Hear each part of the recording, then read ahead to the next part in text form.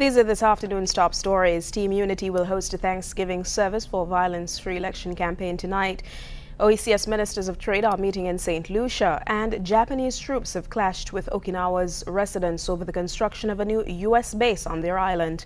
Good afternoon. Welcome to the ZIZ Midday Newscast. Today is Monday, 30th March 2015. I'm Ebony Brandon. Now we take a look at the news developments in detail. Team Unity has planned a Thanksgiving service for tonight, Monday, 30th March. The service, according to a press release, is to give thanks and praise to God for delivering the nation a violence-free elections and a new beginning and fresh start. Prime Minister Honorable Dr. Timothy Harris indicated that it was essential that God be given thanks and praise for his guidance throughout the grueling two-year election campaign.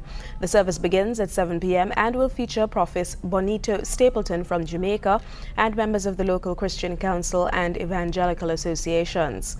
The praise and worship will be led by the Keon Church of God band and include performances by local gospel artists. Town hall meetings for Constituency 8 are expected to continue tomorrow at the Keon Community Centre. Last week, the area's parliamentary representative, Honorable Eugene Hamilton, began engaging his constituents, finding out their needs and updating them on his work since assuming office last month. Last week's meetings ended prematurely due to a scheduling conflict. However, they've been rescheduled for Tuesday and Wednesday this week. Wednesday's meeting will be held at the St. Peter's Community Centre. Both meetings will commence at 8 p.m.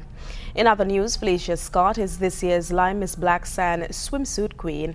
Scott won 4 of the judged segments: Best Vintage Swimsuit, Best Creative Swimsuit, Best in Identical Suit, and Best Interview. She also won the Chairman's Award. Deshauna Perrin-Chief amassed a total of 799 points to secure the first runner-up position, while second runner-up Shamika Prentice won the Best Body Painting Award and amassed a total of 775 points. Marsha Phillip won the Most Popular Award. Britannia Seaton was the other contestant in Sunday night's pageant. In news from across the region now, the inaugural meeting of trade ministers from the Organization of Eastern Caribbean States takes place in St. Lucia from today. A statement from the St. Lucia-based OECS Commission said the meeting will serve as a forum for ministers to discuss matters regarding trade policy and related issues.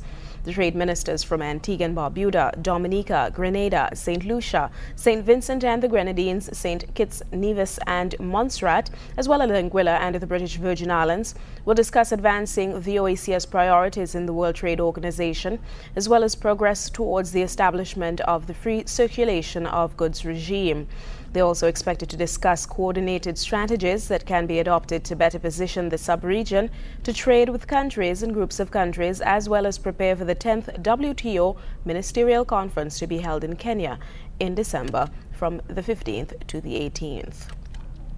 Parents in Barbados are stepping into the dispute between local secondary school teachers and the Caribbean Examinations Council CXC over the correcting of school-based assessment or SBA papers. The National Council of Parent Teachers Associations will seek a meeting with Regional Examinations Body CXC today.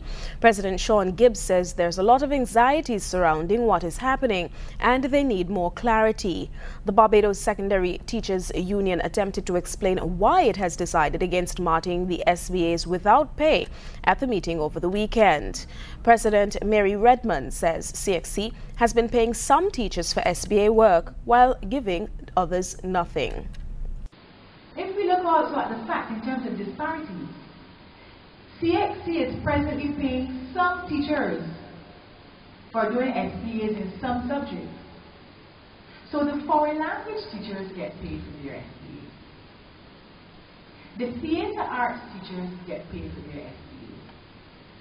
Home ec teachers get paid for one SBA only. IT and music teachers are compensated on some level. So CXC there's a disparity in offering compensation for one level of assessment and then no compensation at all for a similar level of assessment, all of which forms part of CXC's final exam. Internationally, a clash has deepened between Japan's central government and Okinawa Island leaders over the building of a new U.S. troop base. We hear more in this report. A clash has deepened between Japan's central government and Okinawa Island leaders over the building of a new U.S. troop base. Local and national authorities have been on a collision course since local elections in November brought in new faces. Now Okinawa's governor Takeshi Onaga wants the project halted. Local authorities say the new site at Nago will harm coral reefs and cause widespread environmental damage such as noise and pollution. Delays to the plan to move the Futenma base to a less populous area of northern Okinawa could be a headache for Prime Minister Shinzo Abe ahead of his visit to the United States at the end of April.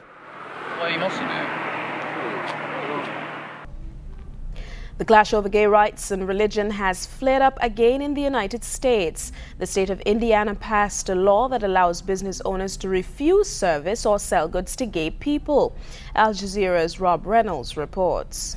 No hate in our state! No hate in our state! Several thousand people marched through Indiana's capital city, denouncing a new state law that allows business owners to refuse service to gays, lesbians, and transgender people on the grounds of religious belief. She's tired of constantly having to fight the backward thinking of the worst state legislature in the nation.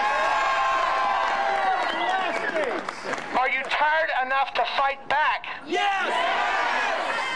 Indiana's Republican Party-dominated legislature and Republican governor say the law, dubbed the Religious Freedom Restoration Act, will stop government agencies from forcing business owners to go against their religious faith. Our state! Our state! Indiana is the latest of 20 states to pass such laws. It's about government overreach, and I'm proud that Indiana stepped forward. And I'm working hard to clarify this. We're reaching out to business leaders. In one example, the law would allow florists to refuse to sell arrangements to be used in same-sex wedding ceremonies. But this store owner, who says she's against gay marriage, also says she wouldn't turn away gay customers. If someone walked in my store, I think I would serve them. Indiana's ban on same-sex marriage was overturned in court last year, and conservatives were then unable to put a gay marriage ban in the state constitution. Indiana's law could hurt its economy. Some groups are reconsidering plans to hold conventions in the Midwestern state. The major Indiana-based consumer website Angie's List postponed plans for expanding its offices and hiring more staff. If the atmosphere is such in the state that we can't draw the talent, that they can't be comfortable, then I can't commit the company. Apple CEO Tim Cook, who is one of the most prominent openly gay business leaders in America, declared his company was deeply disappointed in Indiana. Professional athletes and film stars are spreading the hashtag #BoycottIndiana on Twitter, and the Obama White House has stepped into the fray. It should be easy for leaders in this country to stand up and say that it is wrong to discriminate against people just because of who they love.